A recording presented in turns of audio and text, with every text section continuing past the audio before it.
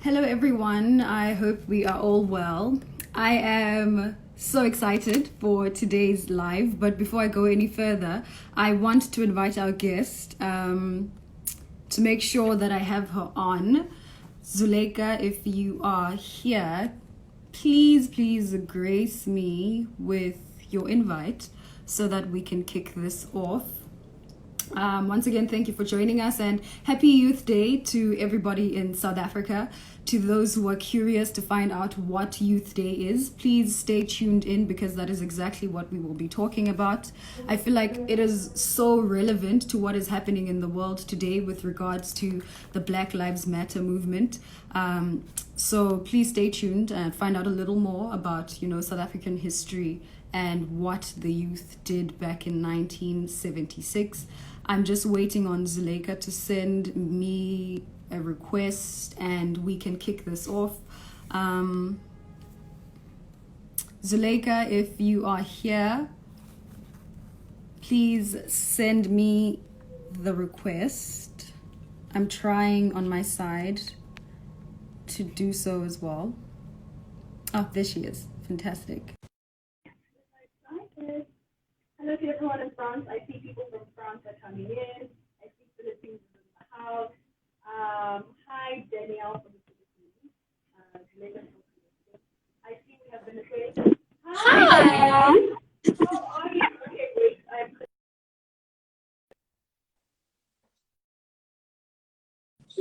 Okay, I'm back. How are you? Okay.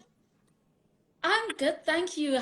How are you? I am fantastic. Happy Youth Day. Happy Youth Day to you too. Thank you so much. I'm trying to pin my comment before I get in trouble. And then we can kick this off. Okay, fantastic. I'm so happy to see you. How are you?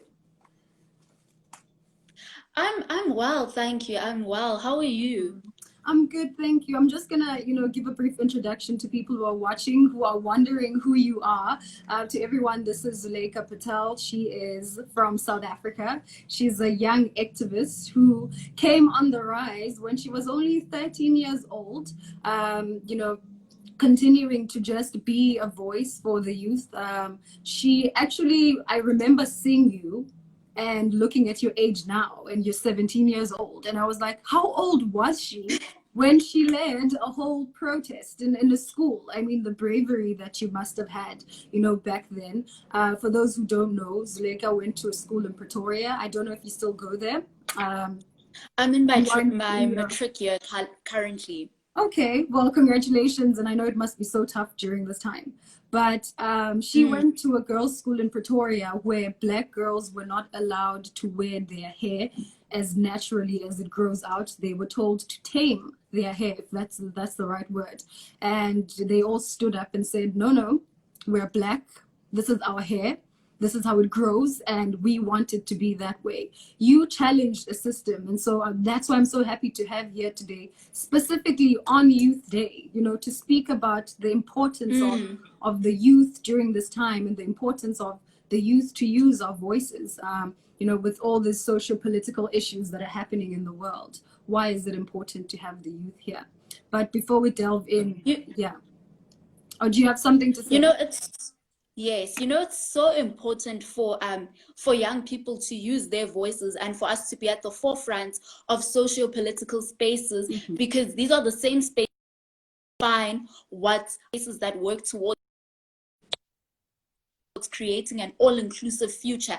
And ultimately, young people cannot have their futures determined by those that won't be part of them. So we have to be at the forefront of designing our future, because ultimately we are the ones that are going to inherit and occupy those futures. So it is so important for us to define and design the kind of future that we want to inherit and occupy. Absolutely. You said it very well. Tunzi said it as well when he led the protest back in 1976. He said, I'm not going to say it word for word, but I think in his words, he said along the lines of, if they do not speak out as the youth of 1976, they fear that the future, their children and their children's children might still be going through what they're going through. And I don't know, Zulaikha, but I see parallels with what's happening in the world today and what happened, 1976. I mean, we've had so many protests in South Africa. I mean, we've had the Sharpeville massacres. Those were protests. We have had, the Soweto uprising in 1976 of, Black people fighting oppression, fighting systems that were designed to oppress us. But then fast forward to 44 years later, to 60 plus years later, we still see Black people out in the streets protesting the same thing that our grandparents were protesting for. And it makes me wonder, for how long must we protest? For how long must we wait for people to catch up and realize that, Black people are human beings who are super deserving as well to be recognized as human? And, it's a little bit upsetting to realize that my grandchildren as well might have to protest in the streets just to be heard. But I want to go on a little further and ask you, Zulaikha, what does Youth Day mean to you? When you think about Youth Day, like what comes to mind? For me, it serves as a reminder. It serves as a reminder that there was a dream that the class of 1976 had for what education should be, that education, quality education should be something that everyone can access without having to put their mental health or their dignity aside, and it serves as a reminder that they've left a baton for young people to take on, because for as long as quality education remains a thing that is only afforded to a minority class, then we still have a problem, and we know that we still have something to fight for. And for as long as accessing a quality education comes at the cost of the mental health and dignity of a Black child, then we know that we have to take on that baton at all costs necessary. Absolutely, I agree. That's what I think of when I think 1976 and the youth. I think about how they risked their lives. First of all, I think they knew in that moment that we're actually not doing this for ourselves. And maybe it might be too late for us as it was, because they got shot in the street while peacefully protesting, but they were doing it for us to sort of, pass on this baton.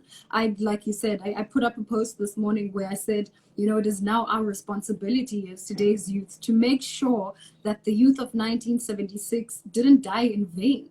They meant for us to pick up that baton and live the life that they could only, dream of. And it should motivate us as the youth. It should motivate us as the young people to make sure that we use our voices and we use every platform that we have to speak about, these social issues that are happening in the world today. And so that's what Youth Day means to me. It means we have this huge responsibility that we must at all costs carry on, because they ran the mile. They ran and they crawled so that we could fly, is how I look at it. And so I hope that when we celebrate Youth Day, when you take that photo at your graduation, when you kneel down, getting your degree, and you take that photo, think in that moment of how it would not have been possible for you to be there if it was not for the youth of 1976 and the uprising.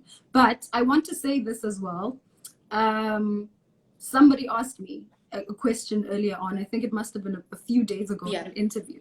They said to me, do you think that the youth today, what kind of issues are the youth today facing that are different from the youth of 1976? Do we still have our own issues to deal with? And I said, absolutely. Yes, we do. Yes, we do. Yes. They started the fight that we now must finish, because in as much as the laws changed, a lot of things still haven't changed. If you look at South Africa today, if you look at the Fees Must Fall protest, who does it impact the most? I was personally one of the people who were, affected by the rise and increase of the fees happening in South Africa, because I am Black, because my parents never had an opportunity to build, that wealth and that future for me. And it's not only me, but it's the truth of every Black South African child. In as much as we have this education that the youth of 1976 fought for, we cannot afford it, and that is the reality of things. Yeah. So what do you think are some of the issues that the youth is facing today? I think the biggest issue that we are facing today as 21st century young people, because we speak of social media being our friend, and truly social media is our friend when it comes to furthering certain causes. And now with the pandemic has come online education. And now as a society, in terms of us in South Africa, we weren't really prepared for online learning because we're one of the countries with the highest data costs. So that means that even online, only a certain class of people can afford to be online, can afford such platforms such as these that are online. So one of the biggest issues that we face is the data issue. Data prices are so high. And I think what this pandemic has highlighted is that data, it should be an essential right, because that's how you're meant to keep in contact with people. That's how you stay connected. That's how you keep informed, because everything has just transformed to being online. And that's your education ultimately today is something that is going on online. Yeah, absolutely. I think really what you're trying to highlight with what you're saying is we can see the line so clearly and it's so visible, you know, between the advantaged and the disadvantaged. I was actually having a conversation with my mother. She's a school principal in a village, and I was having a conversation with her to say what's happening, like what's happening in schools there, because I know we're doing e-learning now, you know, people are online. I speak to a lot of people who come from different places. You know, I know people who have children who are doing online classes right now. And then I know my mom, whose children at school aren't doing anything right now because they don't have the access to the internet. They don't have access to computers. And so I think these are the realities that we're facing today, because in as much as the laws have changed and as much as now we are allowed and have the freedom to have this education, there's still so much more that is, you know, pulling us back. And another thing that I mentioned that the youth is facing today is, in as much as we do have this education, look at how many unemployed graduates we have. That is the reality. We are in it. You can graduate, but how many people are now sitting at home on top of their degrees, on top of their masters and their everything that they fought to have today? We're still looking at a huge unemployment issue. So I think these are issues that we have, that we still have to deal with in South Africa today. And so, yeah. And another big issue that I must include is that as much as we have this education now, we must understand that anti-blackness and racism exists within the pages of the textbooks as well, because we're not seeing enough of ourselves reflected and enough of our culture reflected within the pages of education. We're not learning enough about women. It's fair enough to empower the girl child, like with the philosophy of bring up the girl child. But if the girl child does not see herself reflected within the pages of textbooks, then we're not moving forward. We're not, you know. I absolutely agree. It's so important. It's things that we don't think about. You know, when you do open that textbook, what do you see? What does it say about women? What does it say about women and their rights? Now that you've spoke about women, I want to tap into that a little, because I know that you advocate for, you know, the safety of women as well, gender equality. And we know right now, not even right now actually, because I'm not going to pretend like it's something that's happening only now. It's something that happens every day in South Africa. Women's lives are at risk. We can't go buy bread. You can't go to the post office to send stuff. Even within your own our own homes. In your own home. And I was saying, when I look at South Africa, it's like we have this pattern where every year we have a woman who's killed. I mean, we had Garabo. That happened. The whole country stood up. There was an uproar. And we thought, okay, maybe now we might just be listened to. And then it went down again. And then more women kept dying. And then we had Uyinene. And then the country again went crazy. Yes. And then it went quiet again. And then other women kept on dying. And now we have Tsehofato. Again, we are screaming from the top of our voices, and it's like we've protested, we've petitioned, we have raised money, we have done all that we can. It's obviously not enough. And for how long, you know, must women die in South Africa in order for people to realize how serious it is and how much needs to change. So why do you feel it's so important for the youth and for you? Because I know you specifically do this. Why do you feel it's so important to use your platform and your voice to highlight the issues that face the women of South Africa? Okay, so two of my biggest problems is that even within education itself, when, for example, honestly, in these quality and prestigious schools, racism is one issue. And then when you look at same-sex schools, there's still another culture that's being perpetuated there. And I speak from personal experience, having been in an all-girls school. When I initially walked through those gates, I had the thought that this was going to be the most empowering environment I've ever walked into. Yet it was the opposite. One thing that was perpetuated like over and over and over again was the culture of shame. We must cover up, we must wear shame, it's our fault. It's as if you were taught that it is a sin for you to be born female. And another thing that was perpetuated was that we were taught to view ourselves as objects that need to be polished for men to come and select. And one thing that happens in boys' schools as well is that the culture of toxic masculinity is spoon-fed. It's spoon-fed, and they don't have enough of the conversations around gender-based violence and femicide. It's looked at as if it's addressing women's rights, and gender equality is a responsibility of women only. Women's rights are a separate agenda from human rights, and that's not something that involves them. And if we don't put that culture to an end, then we're going to continue to move backwards. We're going to continue to have more and more girls every single year become a hashtag and become another phrase, justice for, and we're going to move backwards. We're not going to move forward if we do not address that culture taking place within these schools. What needs to happen is within girls' schools, we need to have programs that are implemented into the everyday lives of girls, where they are taught to view themselves as equals. We are empowered with leadership skills, and we are taught things such as seeing ourselves as equals, and also that it is never the fault of a raped victim. It's never your fault, and clothing is not consent, and we are empowered with such things. And within boys' schools, there needs to be programs put in place where they are taught about essentially what are women's rights and why it's so important for them to defend women's rights. Because as humans, if we haven't, and as a society, if we haven't achieved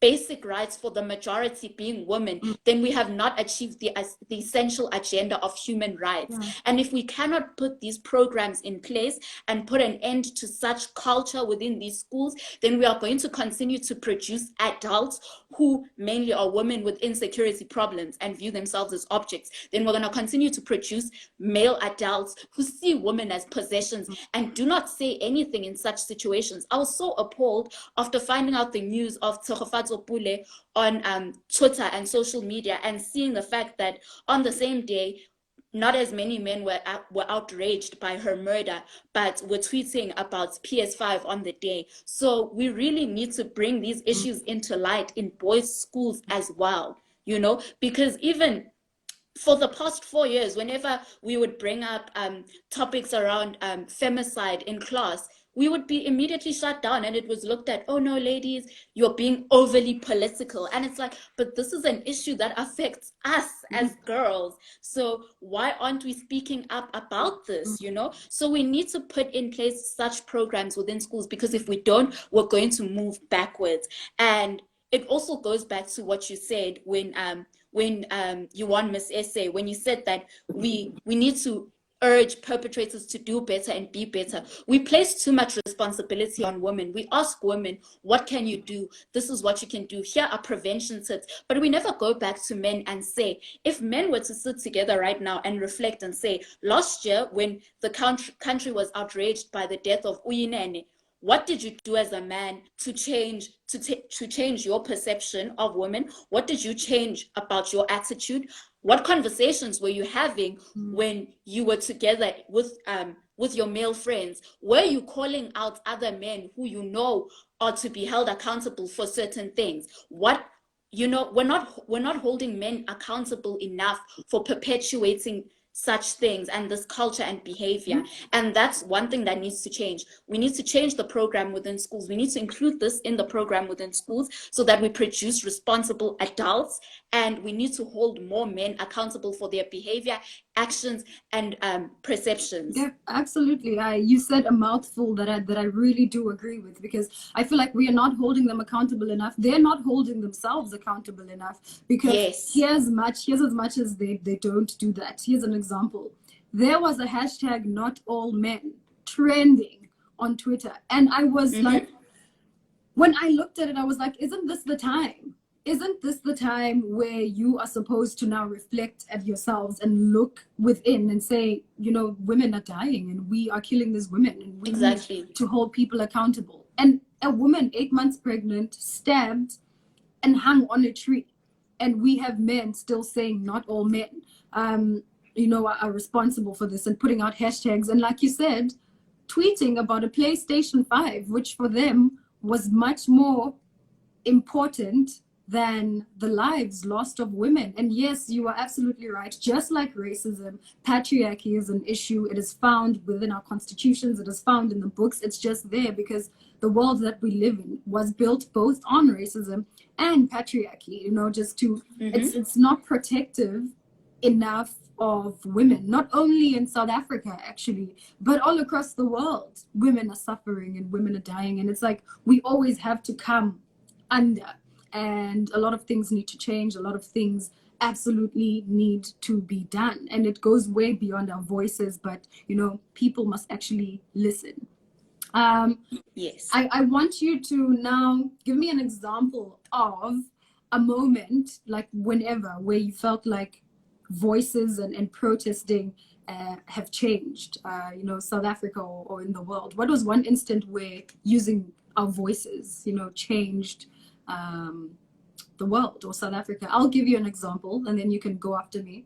I was actually a part of the Fees Must Fall protest, and I was there, I was within, because it affected me personally, it affected a lot of South African students, and we were like, no, you cannot raise, we actually cannot afford fees right now. We can't afford our tuition. And so, you know, adding on to it is going to make it even worse. I remember we protested in the sun every day, you know, trying to be heard.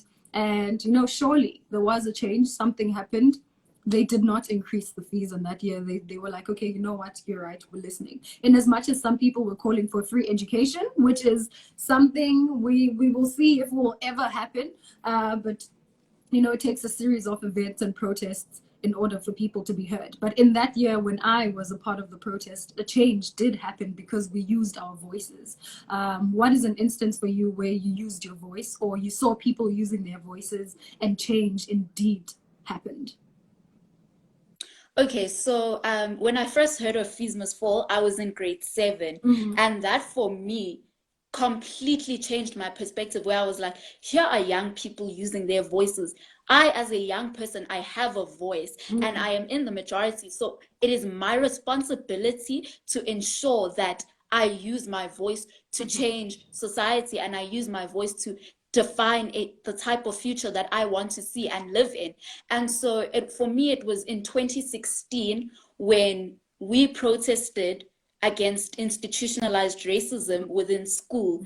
And what happened was, we first protested, our first protest was on the 26th of August, where we came in all black and African head wraps, and we said that the all black symbolizes our unity, and it symbolizes us resisting the system, you know.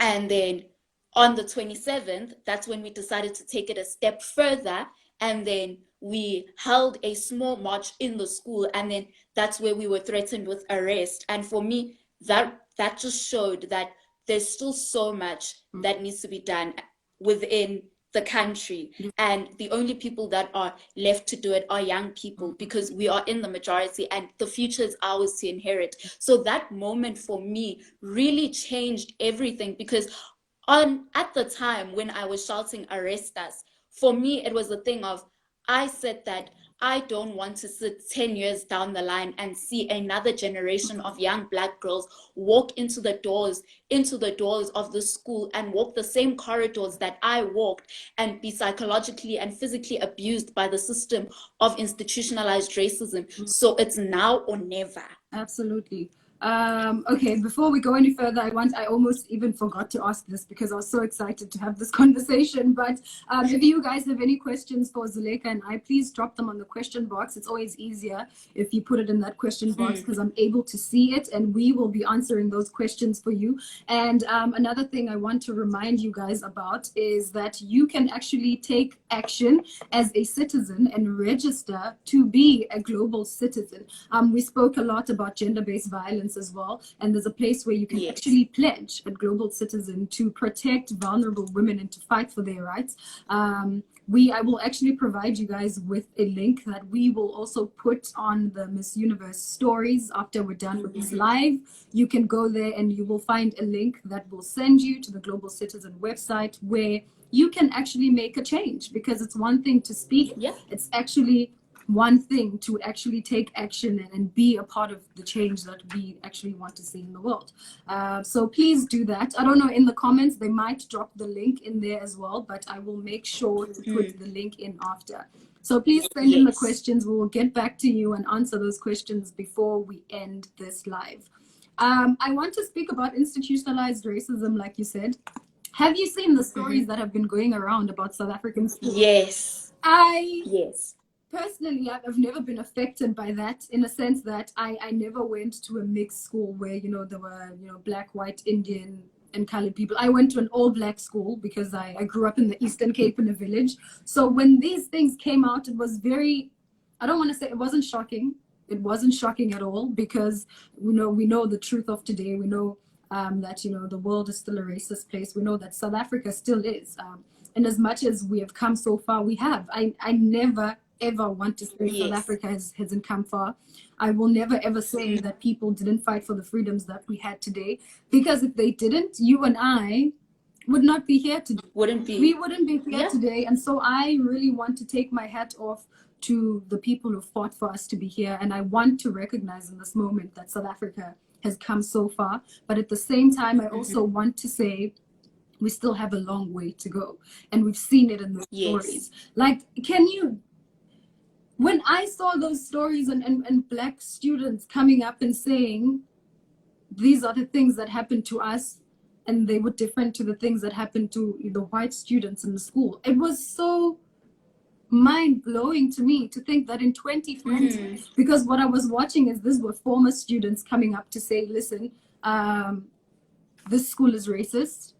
It was when I was there. And then to have new people who are still there even today saying it is still a racist institution within South Africa, to me is mind-blowing. And those people need to be called out as well. And I want to say I'm so proud of, you know, the students who stood up, who stepped up and used their voices, because by using their voices, they're now, you know, opening an opportunity for other students who are more and more people to open up. And to actually say, you know what, this is wrong. A change needs to happen within our schools, but not only on schools, but in South Africa as well, and corporate spaces everywhere. I remember I was actually at an interview yesterday once again, and people were asking, and someone asked me, you grew up in the Eastern Cape where it was a majority of Black people, and then I moved to Cape Town for my university, and they asked me, what were the differences that you noticed between where you grew up and being in Cape Town, of which Cape Town is known to be, you know, one of the more racist parts of South Africa? And they asked me, how was that change? And I told them that I think for the first time, I felt that I was Black when I was in Cape Town. I felt it. I'd never really felt it before when I was back home in the Eastern Cape, again, because I was surrounded by Black people. Until I got to Cape Town, the things that I'd read about, the things that I'd seen on TV were actually, you know, happening in front of me now, where, you know, I would be at school and how white students were treated as opposed to how Black students were treated was not the same. How, when I was applying for a job after I graduated, I was trying to get an internship, and people would say Yeah. to me, Sissy, you will not work in Cape Town. Don't even try it. Apply somewhere else and not in Cape Town. And I would ask, what do you mean? And they would be like, because you're black, it's difficult for you to get a job in Cape Town.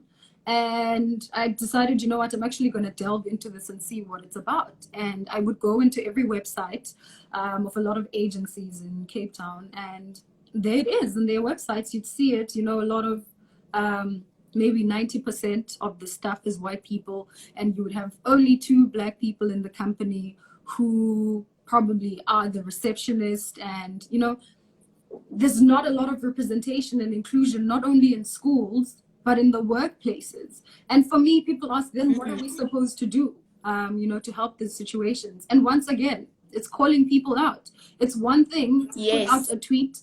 It's one thing to say, as an organization, we don't stand for racism, but it's another thing to actually change it. Change it. If you are sitting in that boardroom as a white person, or as a person who's not black, put up a black person who you feel is deserving for that post. Exactly. Put that Exactly. person up to say, there's actually one person I know who is qualified for this job. This person is black. Why don't you hire that person instead of this person? It's the same thing that we're speaking about when we say men need to hold people accountable. That's what we need for people who are not affected to actually start taking action. Because just because it doesn't affect you doesn't mean it's not Yes. doesn't mean it's not real. So, I'm getting thirsty.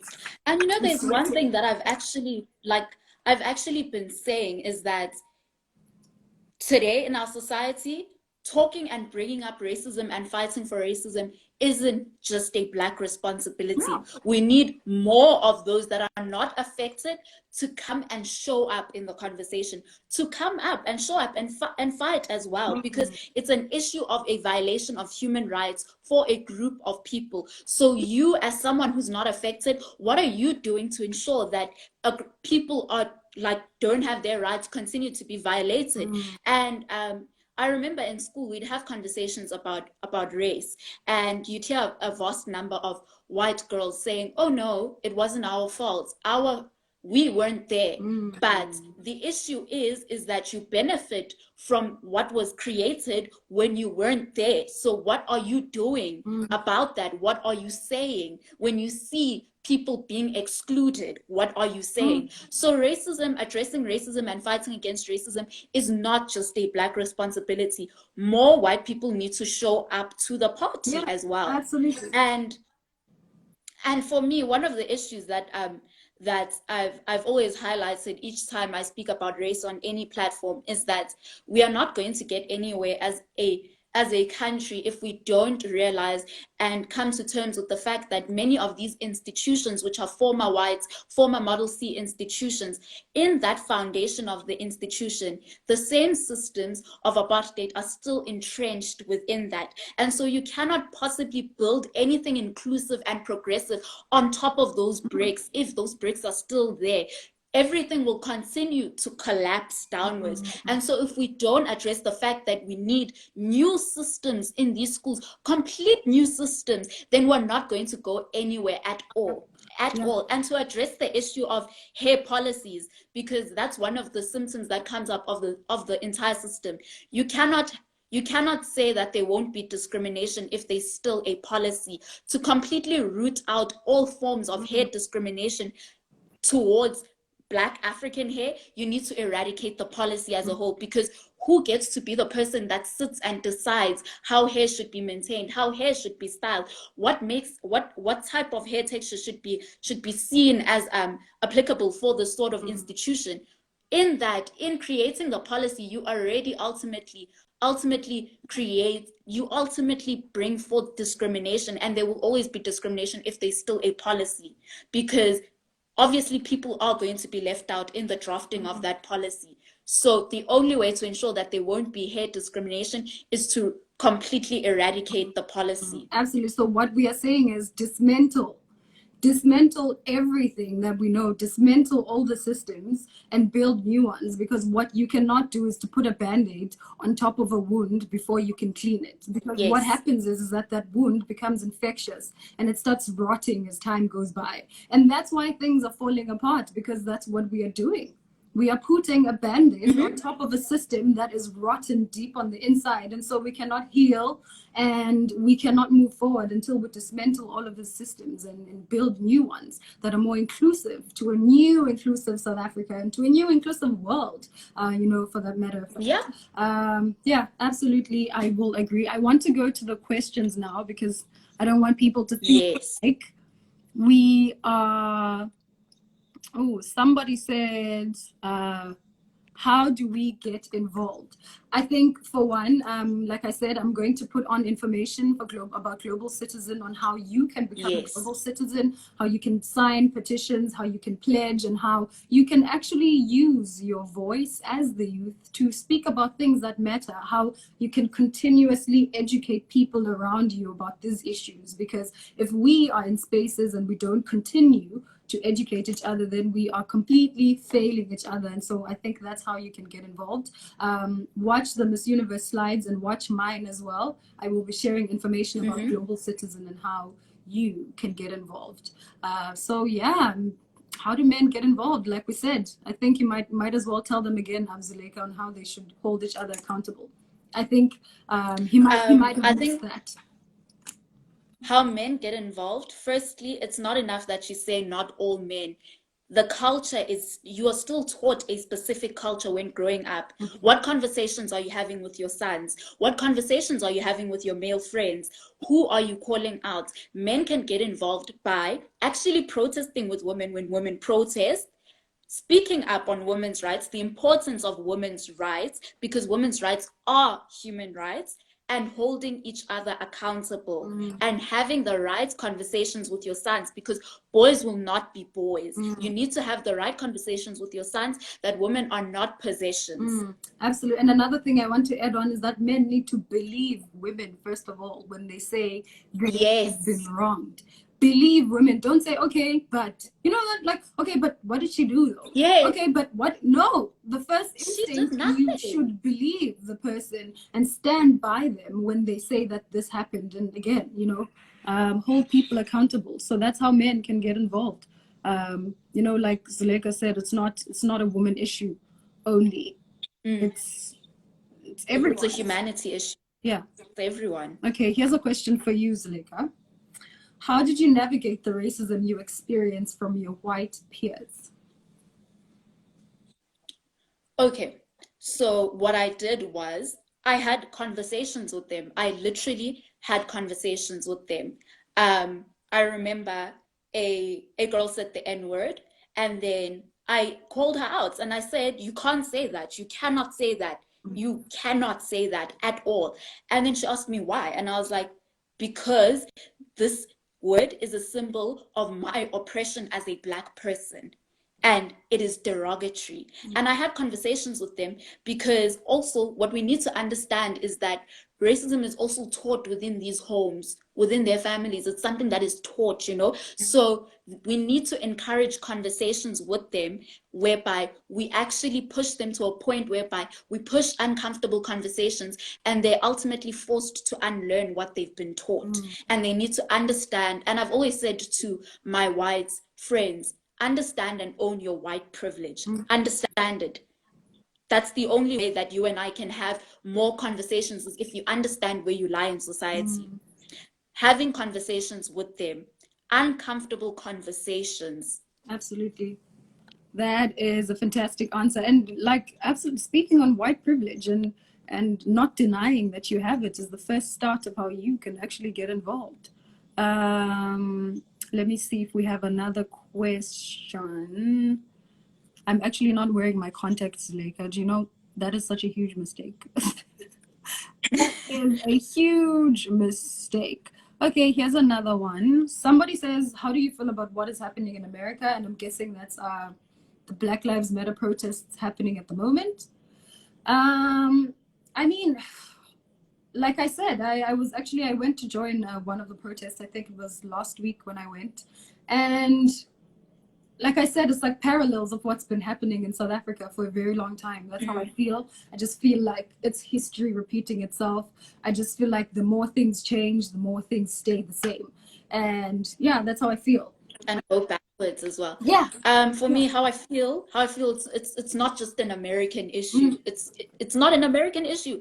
I'm affected by police brutality as well in South Africa as a Black person. And so I've had conversations with my Black friends, and I've said that we need to understand that this is not just an American issue. This is an issue that we are facing in South Africa as well. As much as we are outraged by the murder of George Floyd, we need to be just as outraged by the murder of Collins Koza as well, and the many names, that the unsung names of our South African brothers and sisters who have been murdered as well. Yeah, absolutely. And so it's not just an American issue. That's literally how I feel. It's an issue that I'm affected by here as well. I think it's an issue that every Black person in the world is affected by. Because by virtue of being Black, you are struggling wherever you are in the world. Because like I said, I feel like every system in the world has been built on the backs of Black people and oppressing Black people. So yeah, I guess that's how we feel about what's happening. That's why we're so vocal about it as well, is because we didn't really look at it as it's only happening in America. It's a reality for everyone. It's a reality. It's a reality and across the world. So and we're always getting profiled in any space that we walk into. We're profiled because of the color of our skin. We're profiled because of the texture of our hair. Yeah. Okay. Most of the questions I feel we've answered. Okay, this one is for you again. Someone says, Zulaikha, what is your next protest, I think, and how can we be supportive of the movement? I think they just want to know what you stand for and how they can be a part of it. Okay, what currently right now, what I've been doing is I've been speaking to as many of my fellow matric peers and speaking about what we're facing in our institutions and how everyone can support us is literally stand by pupils, stand by learners, support us, hear us out, give us platforms to speak, you know, bring young people to the table, listen to young people. Actually, when young people speak, listen to us, hear us out, you know. Absolutely. There we go. Let's see if we have another one. It's actually a lot. Some seem so small that I can't even see.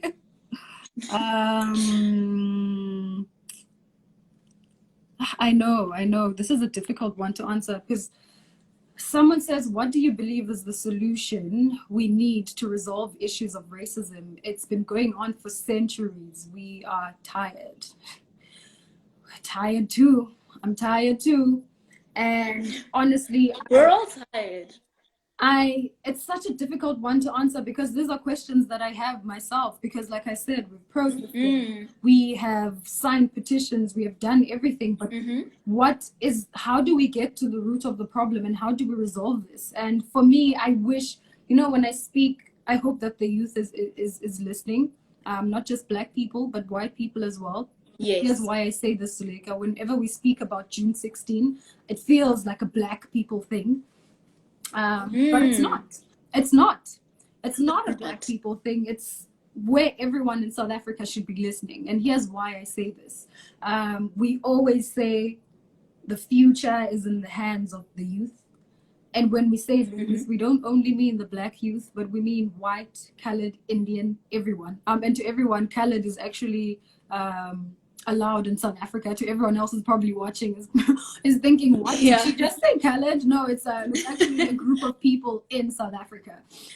So it's when we say the youth is the future, we're also speaking about them as well. And I want to go back to what you said about the conversations you have with your peers who say, we weren't there when apartheid was happening, and so why should we, you know, be responsible? As the youth, I think it's so important to pay attention, to listen, to try and understand where your country comes from, to try and understand your privilege, to understand how you can use your privilege to actually help what's happening at the moment. And so I'm throwing it to the youth right now to say, if your parents and grandparents couldn't listen to us, then maybe you can listen. Then maybe you can be the ones to change, you know, the issues of racism and to resolve it. And so, yeah, you know, I'm challenging the youth who's not black to actually be attentive, to actually listen, because they actually might hold the key to, I don't know, maybe ending racism. We don't know. Yeah, and for me, this one is really also I feel like as a young person in South Africa, I've gotten to a point whereby I'm no longer questioning the system only. I am now questioning those that have been in power as well, because you've been in power for decades, and what change have you brought? How have you included other people on the table, the decision-making table? Have you included the most marginalized people on that decision-making table to bring forth their demands and what change they want to see? What have you done as well in your position of power, you know? And so also the solution for me I'll always throw it back to young people and say, we need to bring young people to the table, because young people have always been the ones who have come forth and said, this is what we can do. We've always been creators and agents of change. So if you can bring young people to the table, then I definitely think that they will be changed. Because if you look on young people's social media platforms, you look at the young people that have come out in their schools with the racist allegations from their schools and the incidents of racism within their schools. You look at St. Anne's, Durban College, they've all brought forward a list of demands. And if you read through those demands properly, those demands states a clear change in definitely tearing down the entire system. Like, they definitely spark the building of a new system, you know? And truly, essentially, if we can bring young people to the table, I definitely think that we will see change in our society. Yeah, we really will. I agree. Can't wait to see young people taking up positions of leadership and leading us to, you know, a new dawn in South Africa. It would be absolutely amazing to see. Someone is asking if can they join the live. I'm so sorry. I would love for you to join the live, but not today. Maybe another time. Let me see. Someone said, what are your thoughts on Black women being the front line in the protests? Let me tell you about women. Like, I'm not even shocked that is happening, because there's something extremely powerful that women bring to the table in general, which is why I don't understand why this killing of people who are so essential in the world. I mean, we look at the women of 1956 who marched to the Union buildings, who did all that they could so that I could be here today. This is not the first time that women have been at the front line of anything. Women are at the front lines everywhere. Let's take a look at the pandemic and what has been happening at the moment. Women have been at the front line. Nurses, you know, mothers taking care of children at home. These are women. They've always been in the front lines, whether it's in the boardroom, you know, whether it's work, whether it's at home. They are in the front lines taking care of their simple things, as well as our communities as well. Yeah. Our communities are built on the backs of women. Absolutely. We see strong matriarchal figures in our communities. So it's not something new that only now women have been in the front line of protests. Women have been in the front line of all movements of change since the beginning of time. Absolutely. You know, it's nothing new, nothing surprising. Which is why you're asking us to stop killing us. Like, can you just stop? You know, it's not, I'm not surprised that they are there in the front lines of the protest. Like Zulaikha said, they've been there since the beginning of time, doing amazing things. And someone asked me if I can speak Spanish. Communities themselves are built on the backs of women. Yeah, absolutely. I'm going to take a few more questions because I'm worried, Zulaikha. What happens is Instagram cuts us out after a certain time. Yeah. So when we reach that hour, I need for us to have been done. So we have about 10 minutes left. So I think we'll take 2 more questions. Here's one. Do you think the feminism movement has made an impact in spaces where women of color exist? I know you are a strong Black feminist, Zulaikha. This is a burning question for you. Do you think feminism movement has made... Absolutely. Yes, that is why you and I get to sit here as two two young Black women and have a conversation together is because we've been encouraged and we've been empowered to speak up. And one thing that I've always been told by multiple times, I've always been told that feminism is foreign to African principle, and that's not true. That is not true. Multiple times, if we go back into ancient African history, before colonization, communities were built on the backs of their queens. Yeah. Feminism has definitely made an impact in the spaces where women of color exist, because we are able to stand up and speak up today on our injustices. The fact that we are able to have conversations today and speak up, because we underestimate the power of speaking up. We underestimate it, and it is so powerful to speak up. It's definitely made such a massive impact because we are able to speak up today. Yeah, I am personally a product of feminism. So I will speak for myself and say I'm where I am today. I stood in those stages and said what I said firmly and unapologetically because of that movement. And so absolutely it has helped. It has had such a huge impact on, women of color today. And yeah, yes, it has absolutely. Okay, I think we're going to take one more, and then we're going to have our final words, Zulaikha, and then we can be done. Let's see what other questions we have. Oh, this is a good one. Do you think this is a fight not only for the Black community, but for any minority in the world? Yes. First of all, I also want to say again, I always say this when I log on and I didn't say it this time, Happy Pride Month to everyone, member of the LGBTQI community. I remember when we started, when we came into this month, I was speaking on Youth Month, I was speaking on the Black Lives Matter movement, and I said, as we continue, I forgot even my own quote because I'm quoting myself. I said, as we continue to fight for human rights, may we remember the rights of the LGBTQIA plus community, because I feel like their rights have been dismissed for such a long time. You cannot speak on human rights and not speak about the rights of that community.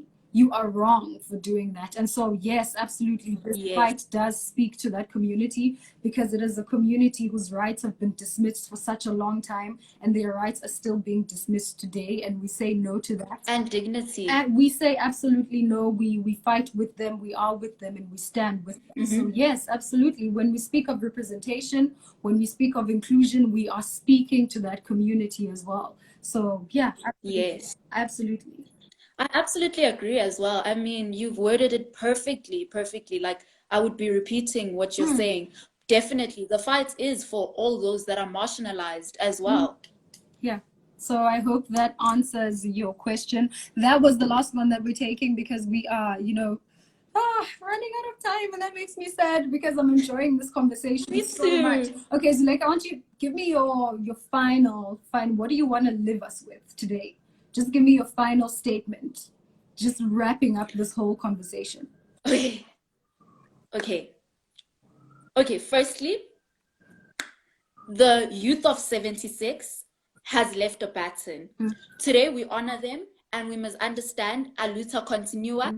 The struggle continues. They've left a baton. And as young people, we have to. It is our responsibility. We must take that baton and run with it. We must run with it, not walk with it, run with it. Because the future is ours to inherit and occupy.